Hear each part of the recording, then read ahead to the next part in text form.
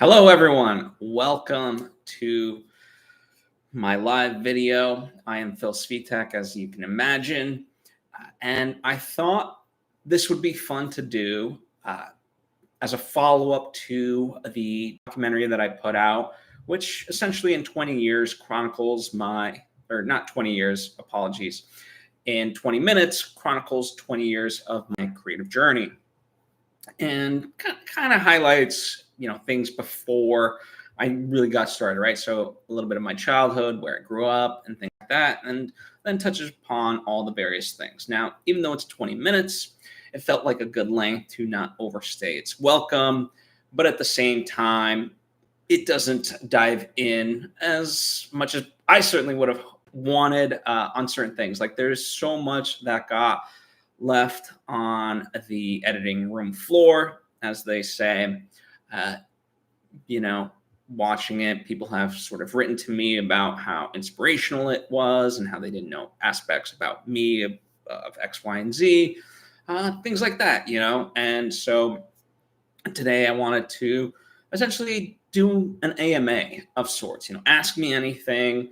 It's just a little bit informal, it's a little bit fun, and just kind of digging through the documentary, but also just talking about other stuff, stuff that didn't make it and whatnot. So, you know, um, one of the things that when I look back, the growing up part, I want to highlight, but not spend too much time on.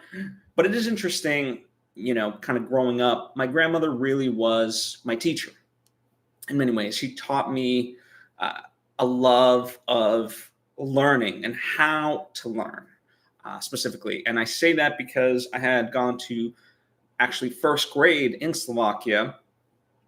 And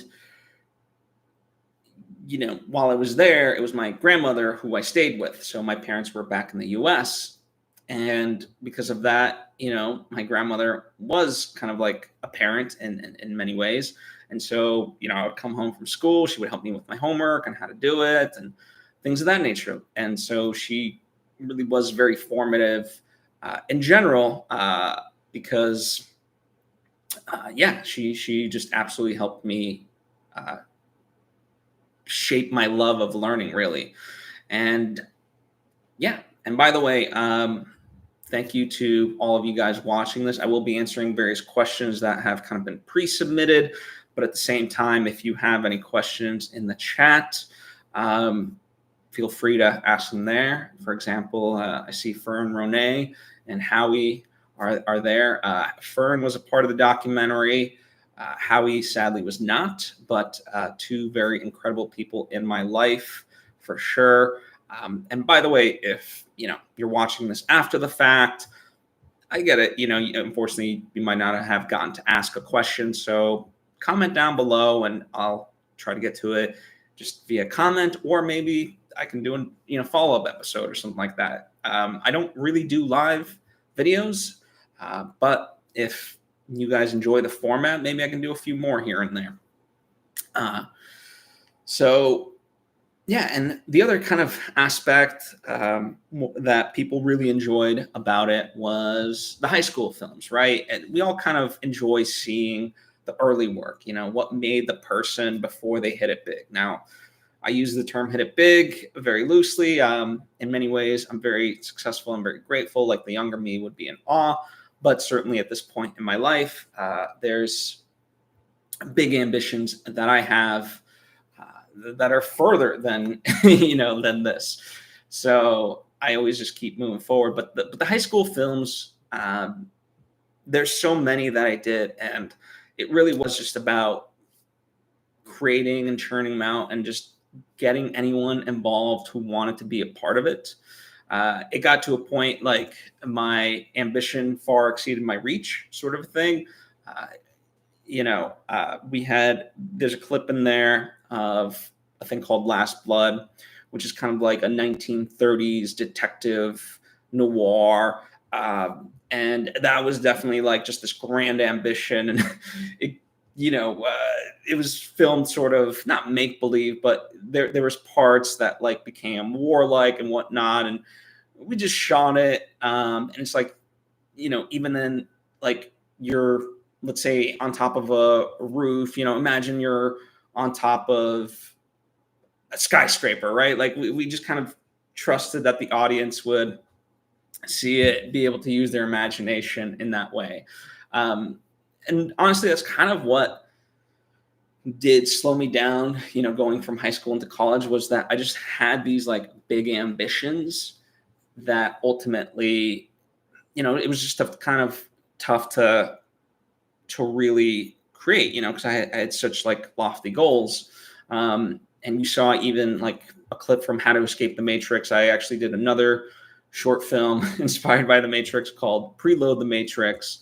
And we filmed portions of that at like my dentist. We used that as like, the ship to when they jack into the Matrix and stuff like that. So again, like we used elements that we could as best we could, but obviously they're not like the chairs from the movie and stuff like that. It's just, you had to like buy into it and it was still fun. So there's this like level of creativity, but yeah, it just, one of the greater lessons as I reflect on things is that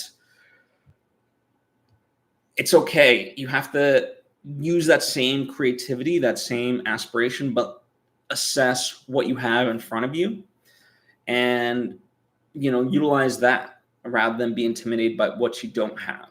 And that was a big thing for me. And also just experimentation, as I said, I'm going to be kind of jumping around, but someone had asked me about, what I'd done, just post college and stuff like that. And, apart from Serial Buddies, which was a big undertaking and took a few years to really produce and edit and so forth in terms of my involvement. Once AfterBuzz got going, there was so much to do with that. But I did want to, after a certain point, after a few years, once things kind of, we were in a healthy place of just having the ship, be able to go on its own, so to speak. There was people there, like, for example, Jeff Graham, who's another wonderful filmmaker, director of Always Lola, featured in the documentary as well. Him and I wanted to do something, and we never came up with like an official name for it, but like taking scenes, right? So taking the dialogue of a scene that pre-exists and giving it a new scenario. So we had taken kind of moment from the movie, the Liam Neeson movie, and that very famous line of, like, I have a special set of skills and blah, blah, blah. And what we did was like, what if the parents were threatening their babysitter before they leave to make sure that their child was, kept safe, right? And that's what we sort of did. And the idea was that we would come up with one of these every month and keep it going. Sadly, we only did one of those. But it was a form of experimentation, and it was fun just to kind of do. And I think that's another big part of stuff is that just try, it's okay to do stuff for the sake of doing it. I mean, even this really documentary, like, yes, I knew there was a purpose behind it and whatnot. And oftentimes, like, people ask me, like, so what do you do? And this helps answer that. Now, it helps answer it in 20 minutes, which is, in my opinion, very well done. But most people are used to like a 2 to 5 minute highlight reel, an actor's reel, an editor's reel, a director's reel, whatever. And it's like, that's not who I am. That's not what I do. Like, yes, can I kind of create that, but it's not representative. And so I just wanted to do something different.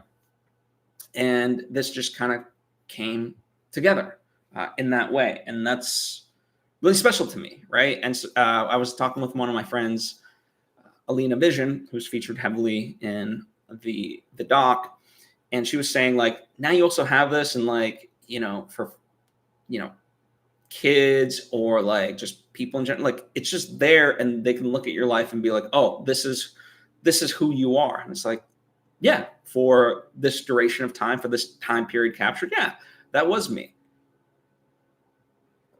I would eventually love to update it, you know, like the 40-year one and so forth. But yeah, I think why not just do this for ourselves? You know, literally write our own story. And it was so meaningful and fun, especially since I have the knowledge of how to edit documentaries, right? But even if you don't, like, just doing your own sort of fun version of it could be beneficial. Again, not for the greater world necessarily, but for you. Now, there are stuff that have come out of this already by people watching it. And as I mentioned at the top, like the people being inspired, things of that nature, like that's all wonderful to see. And yeah, you know, where it ultimately goes, we'll see. But there has just been this outpour of goodwill and people who I haven't seen or spoken to in years, not because of anything, but you know, just time gets away from you, have reached out, and that's really wonderful to be able to reconnect in that way. You know, too often times, sadly, we reconnect because of grief. You know, a friend dies, a family member dies, or something like that, or some sort of tragedy happens. And it's like that's what brings us closer together. And it's like, why do we have to wait for that essentially darkness before we reconnect? And so I'm glad that, you know, this was a way to do it. And in some ways, I was worried of like, is this too self-centered and stuff like that? But I'm glad that people are noting that the spirit was there to highlight the projects, and the projects really are an extension of the people I've been able to work with, you know, and to kind of sing their praises as much as I can. One aspect that I was really trying to figure out how to fit into the piece was Anatomy of Movie, which was a show that myself, Dimitri Panos, Marissa Serafini, and a few others like Sarah Stratton, John Comerford, but really it was the core trio of Dimitri, myself, and Marissa. We did this show where we dissected movies, you know, new movies that had come out. We talk about everything, the story, why choices were made from a writing standpoint, a directing standpoint, an acting standpoint. Like we really dissected everything. You know, how did it perform at the box office? Why do we think that is? You know, and it wasn't really a review show. Yes, of course, we gave our opinions about the movie, but it was something way more than that. And as Dimitri likes to point out, and I believe rightfully so, no one's done what we really did, not to that extent. I mean, people have talked like more recently, maybe something like Eye of the Duck is something that has done to an extent what we've done in Eye of the Duck. It's this phrase of like, you can examine one scene in a movie and it's like, that's the core message, or like that's the core entity of what the whole movie is. And so that was a podcast that these guys did that I really enjoyed, but sadly they kind of put it on pause. I'm trying to think. There was another one that was equally good. I think it was called like Cinema of Meaning. But again, you know, while they went deep in on these movies and talked about kind of the production aspects, ours was just different, right? And we did it before anyone else, really. But sadly, kind of, you know, the band broke up. And funny enough, I am trying to, like, I had reached out to the team, you know, in the classical sense. I made a joke as part of the subject line of, you know, let's get the band back together.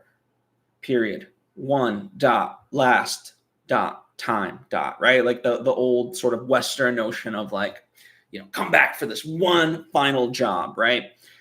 So I had emailed them about Nezha 2, which is this animated movie out of China. It's already been released, but it's been in Mandarin and it's been subtitled. This thing's already made $2.2 billion at the box office. Now it's coming out August 20th or something like that, 22nd, something like that. And it's going to have an English dub. And Michelle Yeoh, along with other people, are going to be, you know, voicing the characters and stuff like that. And so I'd seen it with its original Mandarin. Now I'm curious to see it in the English subtitle and things of that nature. And I figured there's so much to talk about, whether the story, the success of it, how most Western audiences are like clueless to this movie. Also, the production of it. There's 700 or so animation studios in China that came together to make this. So there's just a lot there to discuss. So I was like, let's get the band back together for an anatomy of a movie. Let's really do it.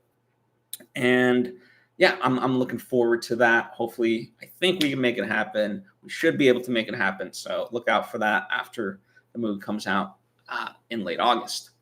But I wanted to really talk about that as a means of, just another example of something that I could completely dive into about my time on Anatomy of a Movie and how that was just incredible. But it just sadly did not make the cut, because at that point, the story really was about, we'd spent some time as far as like what AfterBuzz was. I didn't want to, my main job there, I want to kind of highlight that, but to like fully go into the ins and outs of also hosting shows and that the fact that there was also multiple networks as part of that. Like even now you probably might be listening and it's like, well, that all sounds confusing. What's going on?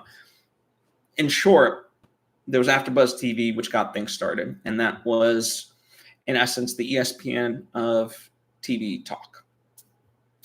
And then through that, there were spinoffs of Popcorn Talk, which was dedicated for movies, right? And those had kind of different shows. So there was like DC movie news, Marvel movie news, and, Anatomy of a Movie was part of that, so on and so forth. So it was also like recap stuff, but also news type stuff. There was like Disney movie news and yada, yada, like lots of great stuff. Then there was Black Hollywood Live, which was, for essentially anything related to Black culture. So politics, law, movies, TV shows, you name it, we essentially covered it. And then there was Book Circle Online, which was all things for books. And Marissa Serafini and I actually did a series there called Adapted, which we read books that have been adapted into movies. And so we compared and contrasted the book to the either singular adaptation or the multiple adaptations. Like, for example, we read Jungle Book, right? And that has many iterations. So we talked about stuff like that. And that was a fun time for sure. But that felt like a lot to piece together, organize, and convey when there was so much other stuff to also get to, right? A big aspect of it too, as I look back on things is, and I get asked this a lot whenever people ask me about podcasting, right? Which is technically like my full-time job. It's what I do. And I'd been doing it since 2011, right? And people have asked me about the evolution of the space, and it's definitely evolved. Number one, the tools that you needed to use back then are no longer relevant. Back then, just to put out a podcast episode, you needed to be pretty tech savvy. Now, for the most part, I can just get on my phone, record something, hit an upload button, and boom, I can have a podcast. Now, you'd want it to be better than that, sure, but you could do that, right? So we've allowed the barrier to entry, so to speak, to not have to be so tech savvy, not have to cost a lot of money. And that's kind of where people have now been debating of like, is the market oversaturated and stuff like that? And listen, of course, there's more people here, no different than there's more people posting up on YouTube. But there's also like saying like, oh, I can't write a book just because someone else has written a book. Well, that's silly. You create the thing that you want to create. And Stephen Pressfield talks about this in The War of Art. You are entitled to the work, but not the fruits of your labor. And I think too often we as people want to, we like the notion of, let's say, entertainment because we want to be rich and famous. And it's like, if you're doing that for those things, I don't know, right? And I don't know how it's going to gravitate, or how the audience is rather going to gravitate to your stuff. And maybe they will. Listen, there are plenty of people that are very successful that I look at, like, how are people like gravitating towards this? But they do, and so I can't explain that. And I hope what you've seen from the documentary is just this passion and willingness to just, again, create and have this joy of making stuff. And I remember being asked by a dear friend, like, hey, so like what happens, like you write all the books that you want, you make all the movies and things like that, like then what? After that, like what happens? And they phrased it in a way where like they use the word it, how do you make it or something like that? And I said to them, okay, in your hypothetical question, I've made the books and I've made the movies that I want to make. So I've already made it. That was the goal, was to make the movies and the books and everything else that I wanted to make. So if I've, in this hypothetical question, made those things, then by definition, I have made it. Now, you think the answer is that I need $1 million or the big mansion, whatever. That's not it. My goal is to make those things. And I want to make it ideally in a way that is sustainable. It's sustainable for others. And I try to fight to get to that point, at this point in time, a lot of projects have been self-started. I've done various crowdfunds, and things of that nature. And those have been very beneficial and help really propel these projects. But, it comes at a great cost, time-wise, financially, and everything. And I'm grateful to the people that do it. And they're, so yeah, but no one can take those things away from us. They exist, and I'll continue to make them. That was another sort of question, was the status of my third movie, which is Arbiters, the animated movie. We're still in active development, right? Trying to secure all the funding necessary to be able to make that movie in the way that we want to make it. But as part of that, we haven't stagnated. We've continued to storyboard. Like, we're on to now storyboards and things of that nature to really keep the thing going. Now, it might not be as fast as it was initially, but we're able to make progress. And that's what I'm most excited about. Because to me, whenever I go into these meetings, and of any kind, really, whether it's for this movie or anything, I've already made up my mind. I'm going to make this movie. I remember speaking with someone at Odyssey. The only sort of negative interaction I had, there was this gentleman. He was kind of very standoffish. First off, we were debating about my second movie, where he was like, you can't make a movie for that budget. And I'm like, this isn't a hypothetical. I don't know what to tell you. Like, I've already made that movie. Like, you can go watch it.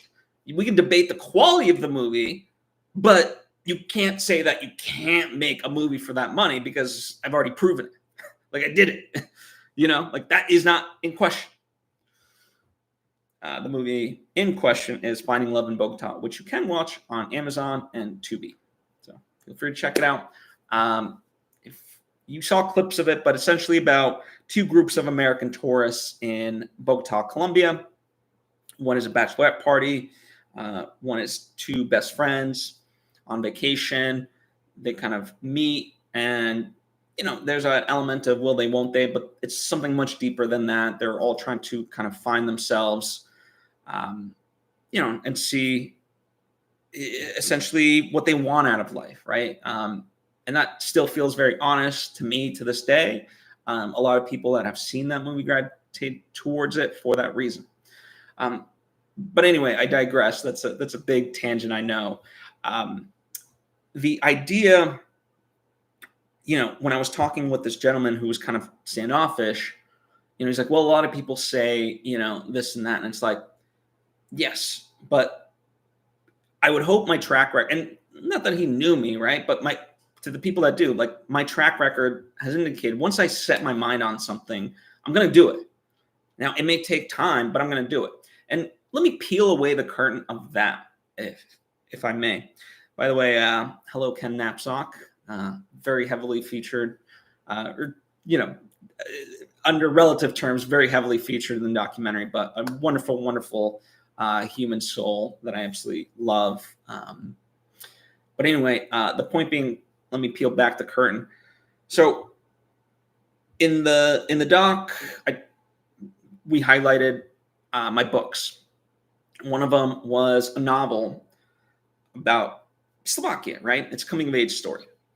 That thing took me about 10 years to write. And the idea of it started off as a script, and then I kind of got away from it, thinking that, like, okay, I can't film it.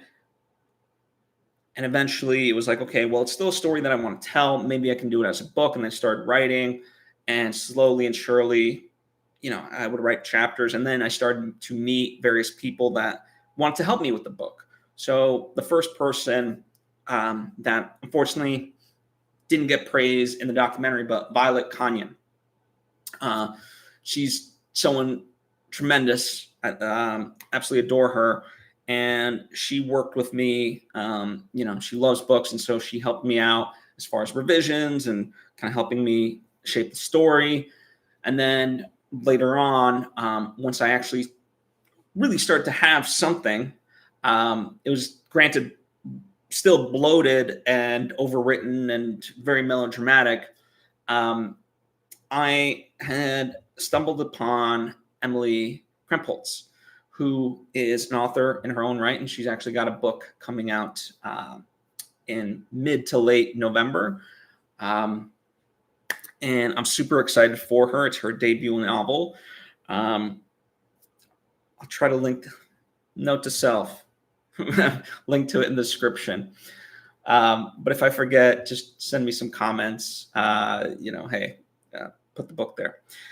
But anyway, so I got connected with her, and she's a really wonderful wordsmith and just a great writing coach. And she really taught me how to write, essentially. Like, it was a course on writing. And we're able to really finesse. We cut out a lot of stuff that was not good. Like, it just meandered and stuff like that. We really honed in the story and stuff like that. Stuff that, Violet was already pushing me to do and stuff like that. Now, though, I had someone that could really micromanage in a way that, Violet, after, 2 years, just couldn't anymore, right? Through no fault of her own. So ultimately, that project took 10 years, right? But it's like all exciting of like, oh, hey, you came out with a novel, this and that. Like, when it happens, people don't know that journey. Now, I don't think it's up to them to know that journey. I'm sharing that specifically because you guys are creatives, and you might look at this documentary and be like, oh, wow, that's great. And I appreciate that. I am truly humbled by that. But also the stuff that still has yet to see the light of day is truly incredible. This year I released a 5-minute film school kind of parody, and that took 2 years to put together, right? This documentary itself, I'd actually been thinking about. It started off as like, let me put together a highlight reel. And I really did want to just do like a 5-minute like highlight reel. But that notion started back in 2017. And so since that time, I'd kind of been just slowly collecting clips and, did some interviews and stuff like that. And then finally this year, just things fell into place of like, okay, this is, my 20th year of being in the business. Let's go for it. If by this point I'm not going to put something together, I never will. Right. And serendipitously, a couple months ago, I got to know Shannon Josephs, who is an Emerson alum. She more recently graduated, but,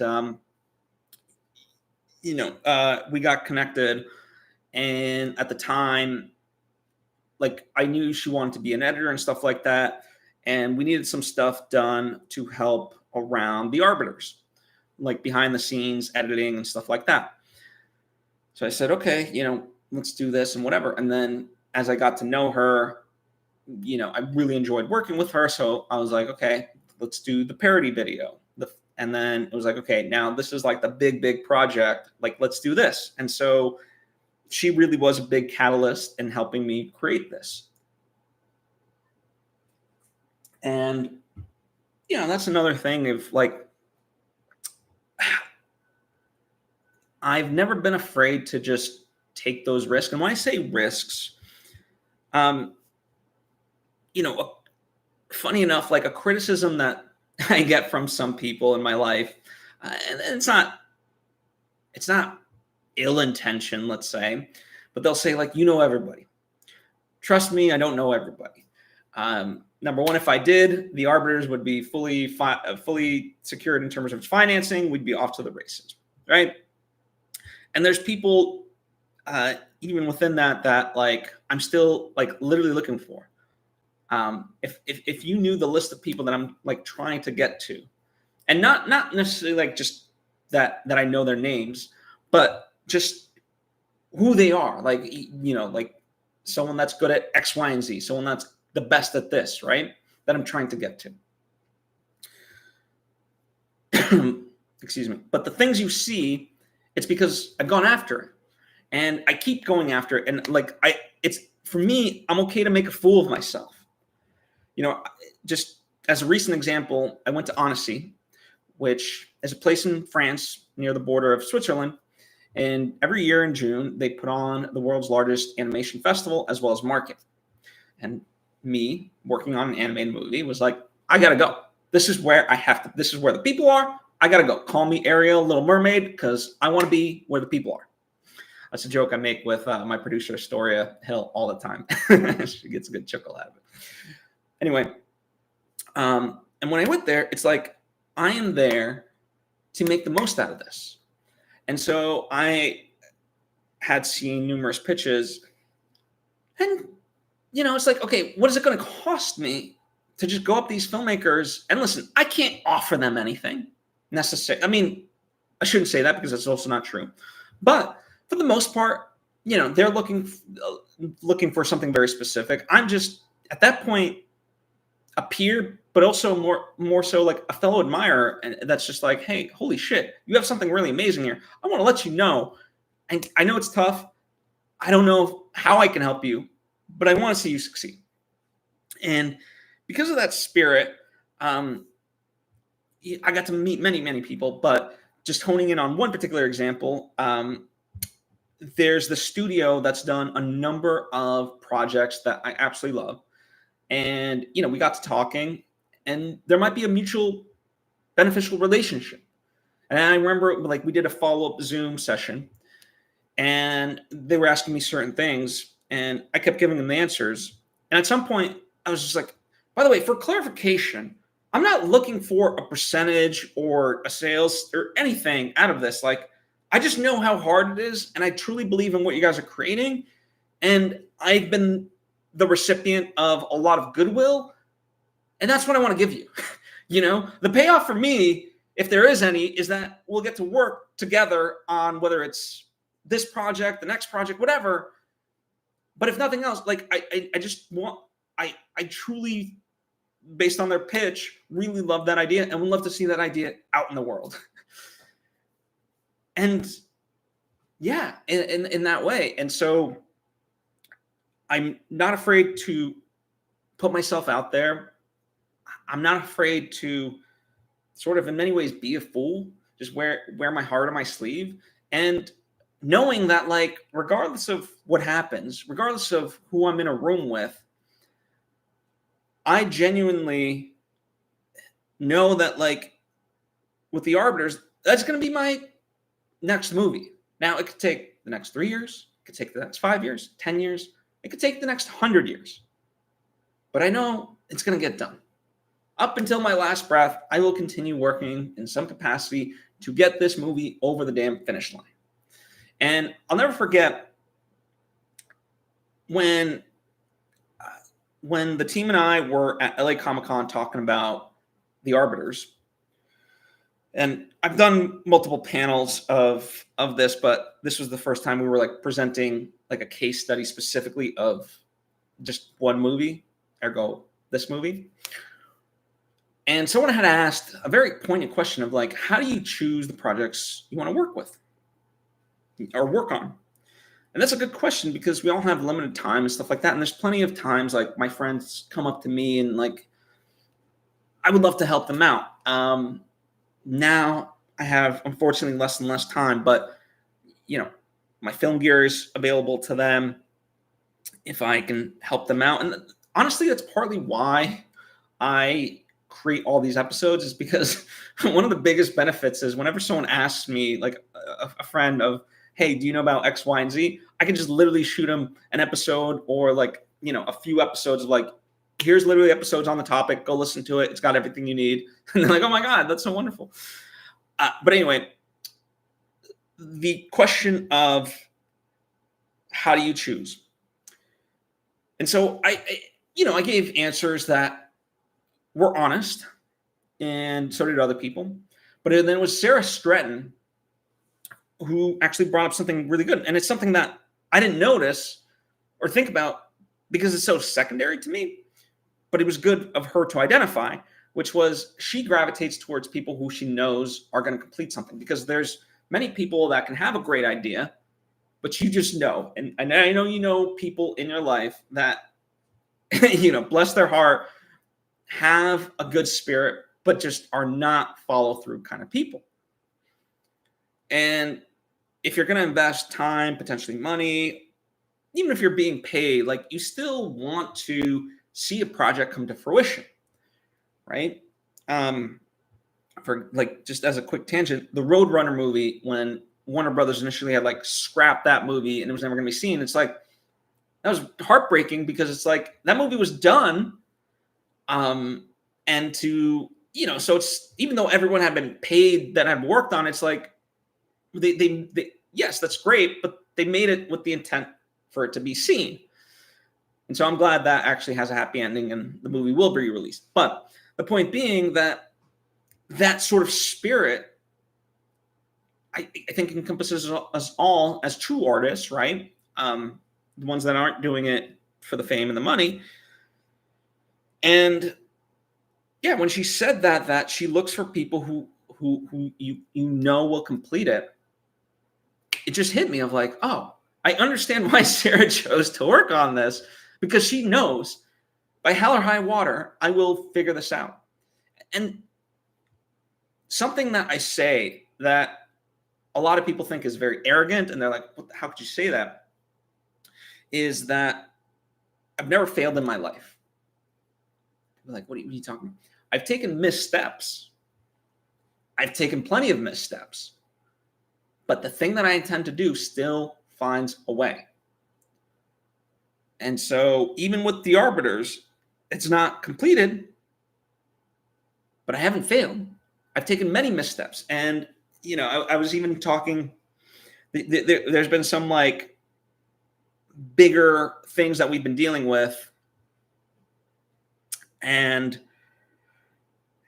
yeah, it caused me a lot of headaches. I can't get into the specifics, but you know, where I had to kind of consult with people, and various mentors of mine actually, you know, scolded me isn't the right word, but essentially we're talking about how could you, you know, make this decision, this and that. And I'm like, I get it. The decision's already been made, number one, a year ago. And I knew that there'd be certain risks. I, to the best of my abilities, mitigated those risks, and I stand by that. But, you know, in that way, I still felt, you know, there's still things happening that were just shitty. And it's the things that I hate about this business. And it's like, we could all be singing Kumbaya. Why we have to like have such a headache? And I had actually called Sarah to update her on the situation. And, you know, A, she's involved in The Arbiters. B, you know, I've known her for many, many years. I think her business mind is wonderful. So it was A, to update her because she's part of the project. B, to get her perspective because she is so smart.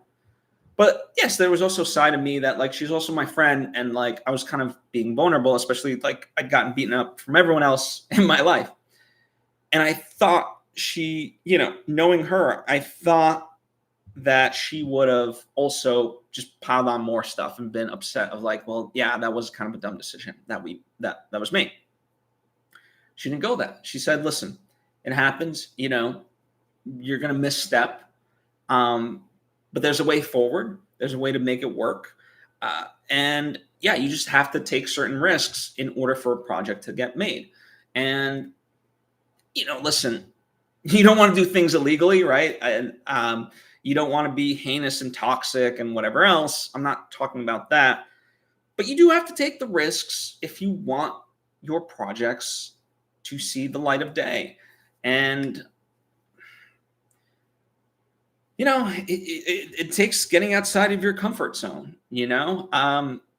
trust me, the whatchamacallit, the imposter syndrome is very real. And a lot of times, like, I'm like, how the hell am I meeting with this person, or such and such. But not that this exactly wraps that up, but one thing that I've always thought about and really tried to lead with is let the work speak for itself. Let my work be the best form of networking. And that may seem silly and naive to some, but eventually, no matter how many people you know and all the places you go, eventually the point of networking is that, okay, cool.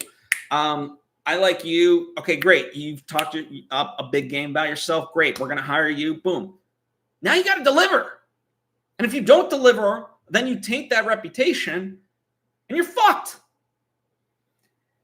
Whereas with me, I've always just, yeah, okay. Let the work speak for itself. And the things that I've been able to do in my life have come as a result of that.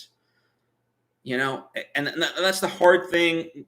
Whenever you get asked, what advice do you have for young people of like how they can make it? Like, I don't even, the industry has changed so much. And when I say the industry, I mean entertainment in general, that I remember when I started in college, podcasting, yes, was kind of a new technology. It like really started in 2005.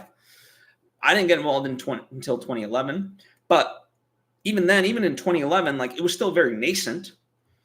Now you have college courses for podcasting, whether it's the production side, whether it's the business side, like whatever it is, that could be your major. That did not exist when I went to college. So there's this constant evolution, so it's different. But if any advice that I have, it's just make stuff and put yourself out there and let it kind of speak for itself. And sadly, I see people in this sort of prison that are just unwilling to just take that first step because of whatever mental blockage there might be. I don't know. So that's a lot of roles there. Someone asked me like, okay, so what is your goal? And I thought I kind of hit that on the head at the end. And my goal is just to do what is fun. Like that is it, and yes, there's a side to it. Like I have to sustain myself and I have to sustain these projects. So I have to do it in a smart way. But I also look at like Hemingway and tons of other people. Hemingway, obviously a very famous writer, but he didn't just, until like that really blew up for him, he had to kind of support himself by being a journalist, right? And that's what he did. And that's what paid the bills. Bukowski, up until like, I think 50 years old, worked as a postal worker and, all these other jobs. In fact, he writes about all of those experiences in Factotum. Stephen King, same thing. And I know I'm giving a lot of writers, but we can kind of go through all kinds of examples. And listen, do I want, whether for myself, for the people that I know, to not have to have like a quote unquote full-time job to be able to sustain themselves?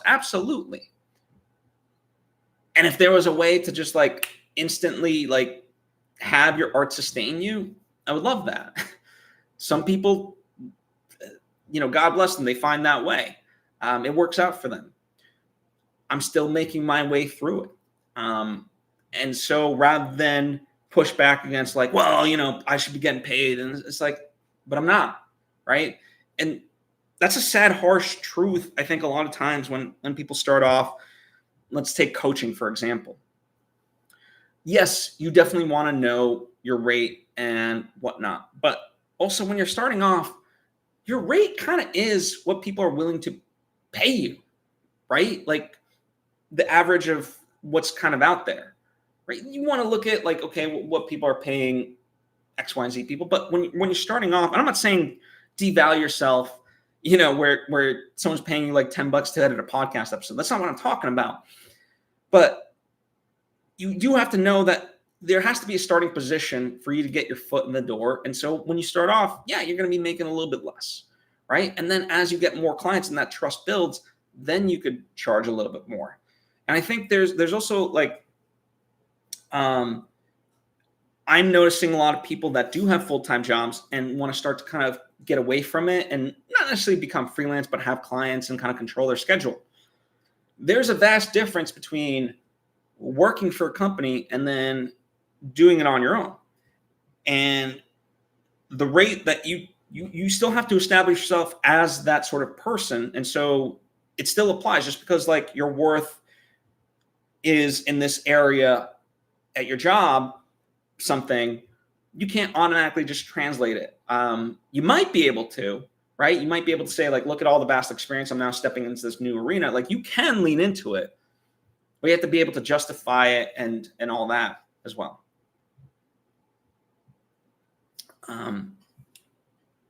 One of the things that I got asked about and I really wanted to include was the LA fires, the wildfires, right, in January. And there's certain clips that I had of it, and it just felt so dour to like include and like just not an easy transition whatsoever. It would have just taken a tangent in the documentary itself. But I did want to include that. I just never made it. Obviously, it's still very interesting that, life in many ways for me and others has returned back to relative normal, whereas other people that I know are still living in Airbnbs, hotels, and things of that nature, the Palisades or Altadena and other places, like they're just decimated and, all that. And so I remember when I talked with my friend Stefan Wallace back then, just in general, the idea of activism has to be ongoing. Like it's wonderful to, help out when it's needed, come together. Like I'm not knocking that, absolutely. But there also has to be this slow and steady, just overall thing. And I think too many times we like overexhaust ourselves because there's so much things in the world that we want to fix and stuff like that. Hey, just pick one. Like just in your heart of hearts, if you just pick one, whatever it is, and just do it for a sustained period of time, it's slow and steady, then that is helping the world, But I think we get into this ego sense of that, like, I have to save the world. And it's like, what? just do your one part and know that you're part of a larger whole and you can inspire others to do the same. Now, specifically about the LA wildfires, here was the interesting part. So one of the things that I touched upon in the doc was therapy. And some people told me, like, cut that out. Why is it there? Ironically, a lot of people are actually gravitating most to that as like a form of permission to go to therapy and stuff like that. So I'm glad I stuck with my gut to keep it. But as it relates to the wildfires, I remember I went in for therapy the first time in a few weeks, and during the wildfires, just one day could seem like a lifetime, right? So I go, and the first question that's always asked is charges up. So I do a form of therapy that is based on body responses, right? Muscle testing. And if you're curious about that, I posted several videos about how that process works, so you can kind of see it as firsthand as you can. But you don't really get a sense until you actually do it of what it truly is, I will say. But anyway, so it always starts with charges up. So these are things that you know in your conscious mind are actively just ruining you, are in your way on a day-to-day basis, right? And normally when I go now, it could be 1, 2, maybe 3 if like shit's really bad. When I went in, it was like, okay, 1, 2, how many charges up? More than 10, more than 100, more than 1,000, more than 500,000, more than 1 million. And we got to like 2 million negative charges. And it was like, okay, well, how are you going to tackle those? Well, number one, you're not. You're going to see what's encompassing all of them. And so the answer was everything. I forget the exact answer, but something akin to everything's fucked. Like there is no future. Everything's fucked. And you can see why I would think that, like literally everything every which way I turned, there was a fire. So yes, everything was fucked. We clear those charges and things like that. But, for sure, very interesting time. And, I'm still trying to help and be there for the people affected in the ways that I can. Like I said, activism is ongoing. It's never going to feel like you're doing enough for sure. But if you just, at least you're doing something, you're making progress. Again, it goes back to that idea that, my first novel took 10 years to write. And it's shitty because like there's a vast difference, obviously, of writing a novel versus, someone not being able to live in their house. But that outpouring of just goodwill on a consistent basis does have an effect, a positive effect. One quick thing that I want to mention is that I remember I had heard this before the close of the year, and then I kind of made it my New Year's resolution. I sent it out to friends, and I also posted a video about it. But this idea of like an 8-minute call. So this notion is like I or the people in my life, we would be there for each other, but we don't always know when something's going on. So I might text a friend and be like, hey, are you free for a call or get together? And to them, how is that different than any other day? Whereas I might actually be going through it, or conversely, if they texted me. So now there's like a code that I have with my friends of like, hey, do you have 8 minutes to talk? So that's like, hey, something's really wrong, and I would love to chat. In 8 minutes, here's why it's key. So for the most part, as much as we say we don't have time, 8 minutes, we all have time. We could figure it out. And you speak to this person in that moment. And does it mean you're going to solve that big thing? No. But scientifically speaking, by letting them just kind of breathe it out and into themselves again, that 8 minutes allows them to be more clear-headed. Like I can't speak to all like the benefit, but it just works, right? And it's just literally 8 minutes. And so that's a form of being there for people and stuff like that. And so as it relates to the LA wildfires, part of my ongoing thing is like, yeah, I'll get calls from people and, they'll say, how difficult it is. Some of them have like kids and stuff like that. And like, there's no home to go back to at the moment. They're still, jumping from place to place and, figuring it out. And just being seen and heard and felt like, it's the least I can do, right? So, yeah. Shifting gears, a lot of people kind of got in touch with me about the Slovak side. Many people didn't know I was born in Germany. Obviously, it's not like something that you put in your bio right away or something like that. Like, it's not on my Instagram bio or anything like that. It's not like I go to Germany. I've been to Slovakia and I posted about that. here and there, but even that, like the people who don't know me as intimately don't know. So they found that cool. I will say I would love to incorporate more Slovak music in the things that I do. And I wanted to like end this doc with a Slovak song, but A, I didn't have rights to it. B, I felt people would just been confused. So there's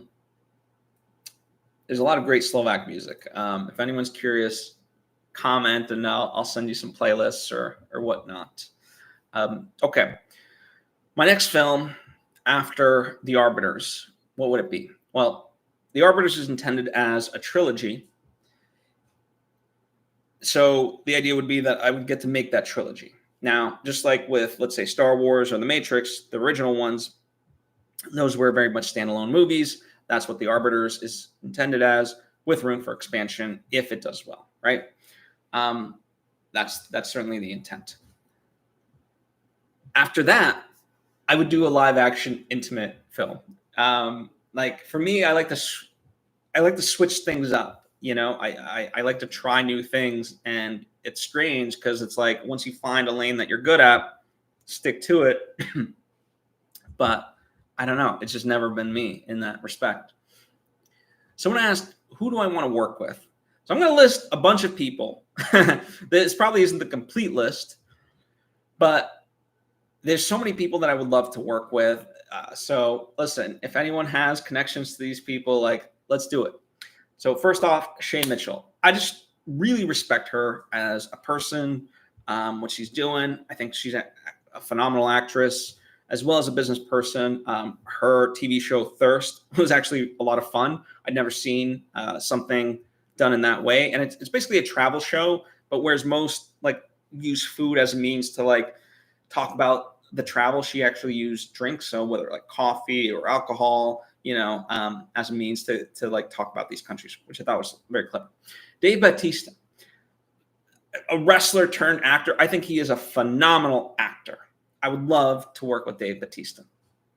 James McAvoy. This guy is truly, truly incredible. He seems sincere and kind and just a phenomenal actor, of course. Idris Elba. What do I need to say about Idris Elba? Just a superstar talent in every way. Coleman Domingo. I think phenomenal. Was it Sing Sing? The movie, like, I thought he was robbed in terms of not getting the award for actor. Like, he's just phenomenal in Sing Sing. Sydney Sweeney. So people might be looking at that like, oh, just flavor of the moment. No, I remember seeing her on Everything Sucks, which was a Netflix show. I loved it. I wish it had another season. I think Sydney Sweeney is a very underrated actress. I think people just look at her as someone who's hot and kind of the it girl right now. I think she's brilliant. Gwyneth Paltrow. So I work on the Goop podcast. I know Gwyneth. Gwyneth's kind of gotten away from acting, but she's going to be in one of the Safdie brothers alongside their film. As of right now, should be coming out in December. She's alongside Timothée Chalamet. So she's slowly, doing some stuff here and there, being selective about it. I would love to be able to work with her one day. That'd be cool. Like, it'd be a full circle sort of moment. Leonardo DiCaprio. I think, even going back to the Growing Pains days, right? You can see why he was a phenomenal actor. I think he's had a wonderful, wonderful career. Inception, one of my favorite movies. Just an amazing guy. Kevin Costner.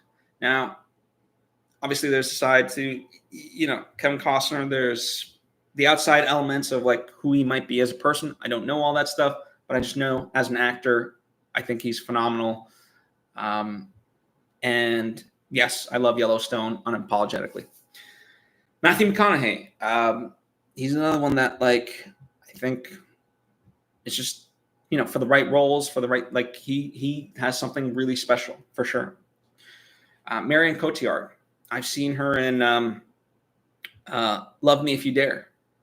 And so I kind of got to see her before other people, saw her on the American side, Obviously, Inception is one of the movies that she's been in. I think she's a true talent. She's also in Paris at Midnight, or Midnight in Paris, I think it's called. Just a wonderful, wonderful actress. Alicia Vikander, another wonderful actress. There's a movie that came out this year, The Assessment, I believe is what it's called. She's one of the stars of it, alongside Elizabeth Olsen. I loved her in one of my friends did this movie, Blue Bayou. I would love to work with Alicia Vikander. Gael Garcia Bernal, an amazing actor. Science of Sleep, phenomenal performance in that. Daphne Keane, obviously someone, going back to like Logan, that's how she came to fame. But seeing her really in the HBO series His Dark Materials, I thought she just knocked it out of the park. I think she's phenomenal. I would love to work with someone of her talent. Anthony Mackie, I have a lot of respect for Anthony Mackie. Gemma Chang, believe it or not, Vanessa Hudgens, I think is an amazing talent. Ed Harris, Adelaide Kane. So I got to know Adelaide a little bit from the Rain TV series. People, before I even got to meet her, they spoke very highly of her. Margot Robbie, need I say more? I think she's a wonderful actress, great producer. Elijah Wood. I've actually always been a big Elijah Wood fan. I remember Adventures of Huck Finn and whatnot. And I remember The Good Son too. Stuff like that. So I don't know, just the kid in me would love to work with Elijah Wood. And then last on this list, since I'm going a little bit long, I'll say Michael Fassbender. Those are some of the names. And also, those are the ones that, are the bigger names that I don't know. But of course, there's so many talented people in my life that I do know that I would want to work with them. And the movies that I have gotten to do thus far, I'm so proud that I got to spotlight their talent. That's part of how it all came together. I was like, listen, you're a phenomenal actor. I want you in my movie. Let's go. And, like an example of Andrew Guy, right? That's a guy that just needed to showcase his talents. And I'm glad I'm not the only one, but I'm glad I was at least one of the people that was able to provide that for him. And now he's on like CBS's Matlock and other stuff. So like, it's really wonderful to see people shine in that way. And trust me, there are so many people I want to work with in my life, and given those types of opportunities. So don't think that just because I named like all these A-list celebrities that, I've forgotten about trust me, there's a whole backlog of people that I know in my life that I want to work with in some capacity and make those opportunities available to all of us. What would I love to do more of? Well, I guess 3 things. Number 1, coaching. Number 2, public speaking. And number 3, I'd love to be a film professor. I think as having been there and done that, I have this passion for teaching and a passion for filmmaking. So why not combine that as a film professor? What I would love to do more creatively, write more. I actually really love writing overall. Like as much as I make films, it's the thing that I enjoy the most is writing. It's also the most frustrating, I will admit. As far as the podcast, right? People ask me about the podcast. So, it's ultimately a thing that I love doing and giving back to. And if it ever made sense to like lean into it more, but without disrespecting it, it's technically creatively like lowest on the totem pole. Doesn't mean I don't put as much time and effort into it, but I would love to have more guests on, but I also can't be upset because I don't do the outreach, right? And so that's okay. I'm okay with kind of, being where I'm at and allowing the people that do enjoy this, that get something out of it, they'll find it. And not every episode is for everybody. again, it's kind of meant to always be as a choose your own adventure, in that way of like, what's the thing that you need help on? Okay, great. There's probably this episode, and it's like you get to choose that, right? That was always my intention. Things I want to learn more about, certainly film financing, how to get an agent. People are always amazed that I don't have an agent or a manager. I'm like, okay. I would like that, but no one's reached out to me. They say like, if you win all these festivals, if you do, it's like, I've done that. No one's reached out to me, but I've gotten distribution for my movies, right? And I continue to get to make stuff. So, would it be easier with an agent? I don't know. I don't have that experience. Maybe one day I will, and I'll get to talk about that. Someone asked me about like just advice about animation. That's a big question for sure, that I can get into. One of the things I had gotten to know this organization called Women in Animation. And believe it or not, men can actually join this organization. And I think it's a wonderful way to both network, but also learn. So that would be something that I would want to highlight for people. Next, people wanted to ask what my next major projects were. So obviously, The Arbiters, right? That's the biggest one. But at the same time, I'm slowly working on a film how-to book based on making my debut feature. And that's been interesting. The more time passes from having made that movie, it's so interesting to look back on that time. And fingers crossed, I should have a polished version of it by the end of the year, ready to come out sometime in 2026. That is the intent.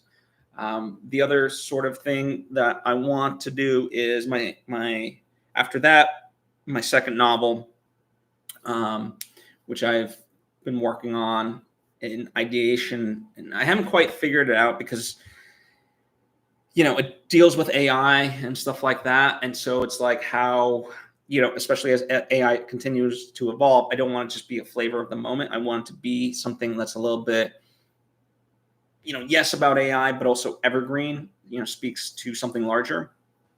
So it's been a little bit tough to crack that, but I think I kind of am there. Also, as far as videos, we've got all this footage from Odyssey. So Shannon, who put together the doc and other projects for me at this point, she's getting the footage and she's going to put together kind of an Odyssey look back. So we'll see what that turns into. There's so much that goes into it. We might do like, various parts or one long thing and then cut it up. Like, we'll see. But I really want it to be, this is mostly for people who are considering to go to Odyssey and like, it'll be their first trip. So it's kind of like a guide for them, as well as, through the lens of me, obviously, and talking about my experience. So I'm excited to kind of see what that shapes into, but that's definitely there. In terms of, someone asked me how you can support me.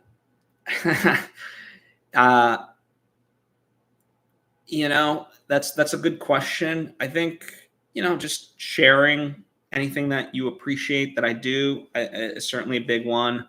I do have a Patreon. I do have a Substack. Like, it depends what you're looking for, right? In that way. But honestly, like, as much as, the Arbiters and everything else could use financing, like, we'll be okay. I mean, if anything, if you do have those means to connect the dots, then that's what I need, right? That's the biggest thing. And if anything, I don't know, just be kind to people in your life. Honestly, as silly as that may sound. So yeah, I've gone through as much of the questions that I think I have received. I'll allow for any last minute questions if people have them in the chat. But again, you're welcome to comment with anything, and I will be able to answer them Fern says, it's not silly at all. Kindness matters. I do agree with you. I think too often we get caught up in the idea of what we're trying to fight against that we don't realize what we're trying to fight for. So, yeah. And yeah, it'll be interesting. Like there's so much in the arbiters that like it's a fusion of all the various like philosophies and thinking that like have been fused together. And the hard part is, most people aren't used to those things. And so it's really not dumbing it down, but making it palatable for people as an entry point, right? No different than the Matrix was for a lot of people in terms of that philosophy. But I'm excited with like Arbiters 2 and 3 to really dive into some next level shit that like I'm looking at and really been thinking about. So looking forward to that. Also, just as I guess a final way to round this out. So Phil Stutz is a therapist himself. You can watch the documentary Stutz on Netflix if you're kind of curious to learn more about him. But he came out with a book co-written by Elise Lunahan, who I know, called True and False Magic. I think in terms of its ideas, I think it's a wonderful, wonderful book. And one of the core ideas is that creation is the antidote to evil. And when we look at the world today, however you define it, there's a lot of negativity going on. And so it is not selfish to create by any stretch of the imagination. A lot of times, we downgrade what we do for the simple fact of like, well, we're not curing cancer. I get we're not literally curing cancer. There was a wonderful episode from the studio about this sort of a subject, this sort of a notion. But I'd like to think that while we're not curing cancer, again, we need to give people something to aspire towards. Number one. Number two, the person that very well may be curing cancer might need to chill out and relax every now and then. And when they turn on the TV, they need something to be entertained by, right? Whatever that is. So it has this intangible effect. And too many times we try to define what's worth what. And I just want to do away with that. COVID and just the past few years have taught me how interconnected we are. Anyone who thinks otherwise is just wrong, just plain wrong. The idea that there's self-made people. Really? They made themselves? There wasn't a mom and a dad? They just out of thin air created themselves. And they've never driven down a road? And if they have, did they pave the road themselves? Did they never read a book, but every thought they ever had was their own? So one of my big missions in life is to do away with all limited thinking because it's all fucking bullshit, and I will not hear it. So there you go. Thank you so much for taking the time to watch the documentary, for taking time to watch this. I truly do appreciate all of you. And on to the many more exciting adventures.